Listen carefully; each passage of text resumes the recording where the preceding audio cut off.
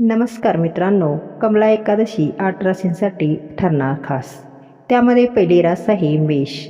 कमला एकादशीचा प्रभाव मेष राशींच्या व्यक्तींसाठी अत्यंत सकारात्मक आणि प्रगतिकारक राहील. तुमच्या कार्यक्षेत्रात अनेक दिवसापासून रखडलेली कामे या काळात गतीने पूर्ण होतील. आर्थिक बाजू भक्कम झाल्यामुळे मनातील चिंता दूर होईल आणि कुटुंबात आनंदाचे वातावरण राहील. नवीन व्यवसाय सुरू करण्यासाठी हा काळ उत्तम ठरेल. दुसरी रास आहे ती वृषभ. वृषभ राशीच्या लोकांसाठी हा काळ आर्थिक स्थैर्य आणि सुखसमृद्धी वाढवणारा सिद्ध होईल. नोकरीमध्ये पदोन्नती किंवा नवीन जबाबदारी मिळण्याचे प्रबळ योग निर्माण होत आहेत. आरोग्याच्या जुना तक्रारी दूर होऊन शरीरात एक नवीन ऊर्जा आणि उत्साह जाणवेल. जोडीदारांसोबतचे नातेसंबंध अधिक दृढ आणि मधुर बनतील. पुढची रास आहे ती मिथुन रास.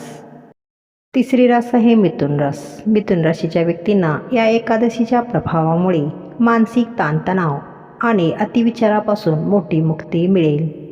रखडलेले पैसे अचानक परत मिळाल्यामुळे तुमची आर्थिक चणचण पूर्णपणे दूर होईल. समाजात तुमचा मान सन्मान आणि प्रतिष्ठा वाढवणारी एखादी चांगली घटना घडू शकते. नवीन गुंतवणूक करण्यासाठी हा काळ अत्यंत भाग्यवान ठरेल. कर्क राशी. कर्क राशीच्या लोकांसाठी कमला एकादशी कौटुंबिक सुखात वृद्धी करणारी ठरेल. घरात चाललेले जुने वाद मिटून शांतता प्रस्थापित होईल आणि प्रगतीचे नवे मार्ग मोकळे होतील. व्यवसाय करणाऱ्या जातकांना या काळात मोठा आर्थिक नफा मिळण्याची शक्यता आहे. आरोग्याकडे थोडे लक्ष देणे गरजेचे असले तरी एकूण काळ शुभ राहील. पुढची रास आहे ती सिंह रास.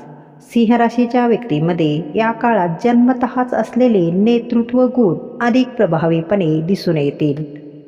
नोकरी आणि व्यवसायानिमित्त केलेले प्रवास अत्यंत फायदेशीर आणि प्रगतीचे कारण ठरतील. समाजात तुमच्या कामाचे कौतुक होईल आणि वरिष्ठ तुमच्यावर खुश राहतील. नशिबाची पूर्ण साथ लाभल्यामुळे आर्थिक आवक उत्तम राहील. रास आहे कन्या रास.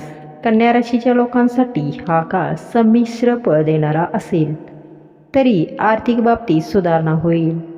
नवीन नोकरीच्या शोधात असलेल्या तरुणांना या काळात चांगल्या संधी चालून येतील. संयम ठेवून काम केल्यास कोर्ट कचेरीच्या कामात यश मिळण्याची शक्यता निर्माण होईल. खर्चावर थोडे नियंत्रण ठेवल्यास आर्थिक अडचण भासणार नाही. पुढची रास आहे ती म्हणजे तुळ रास.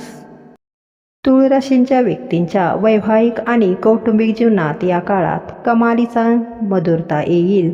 भागीदारीत करत असलेल्या व्यवसायांमध्ये अचानक धनलाभाचे मोठे योग दिसून येत आहेत. तुमच्या निर्णय क्षमतेत सुधारणा होईल ज्यामुळे भविष्यातील योजना यशस्वी ठरतील. मित्रांचे आणि जवळच्या लोकांचे उत्तम सहकार्य लाभेल. वृश्चिक रास. वृश्चिक राशीच्या लोकांसाठी ही एकादशी भाग्योदय करणारी आणि संकट दूर करणारी ठरेल. शत्रूंवर विजय मिळवण्यात तुम्ही यशस्वी व्हाल आणि जुनी कर्जे फिटण्यास मदत होईल. रखडलेली सरकारी कामे किंवा अडकलेली मालमत्तेची प्रकरणे मार्गी लागतील. आध्यात्मिक कामात तुमची रुची वाढेल आणि मानसिक शांतता लाभेल.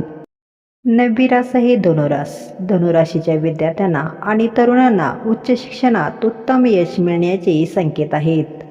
आर्थिक दृष्टिकोनातून हा काळ अत्यंत मजबूत राहील आणि उत्पन्नाचे नवीन स्रोत निर्माण होतील.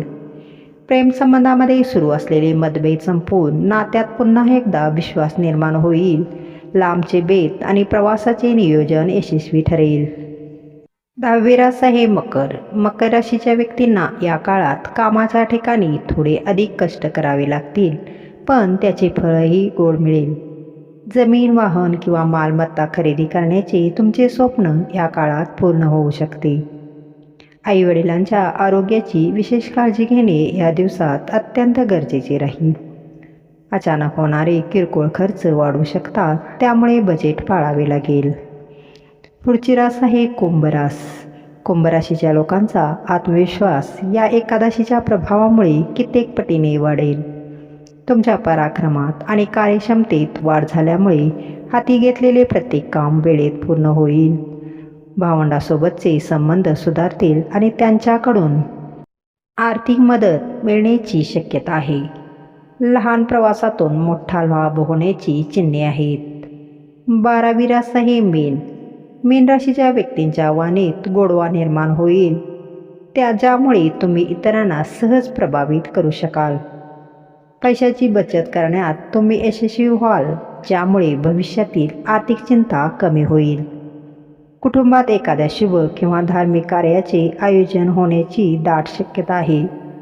गुंतवणुकीसाठी हा काळ अत्यंत फायदेशीर ठरेल. मित्रांनो, कमला एकादशी हा अधिक मासातील श्रद्धा, संयम आणि सकारात्मक वृत्तीवर भर देणारा दिवस मानला जातो. योग्य कृती, आर्थिक शिस्त, आरोग्याची काळजी आणि सात्विक जीवनशैली हेच खरे दीर्घकालीन उपाय आहेत. तुमची रास कोणती आहे हे कमेंटमध्ये नक्की सांगा. धन्यवाद. श्री स्वामी समर्थ. श्री विष्णू.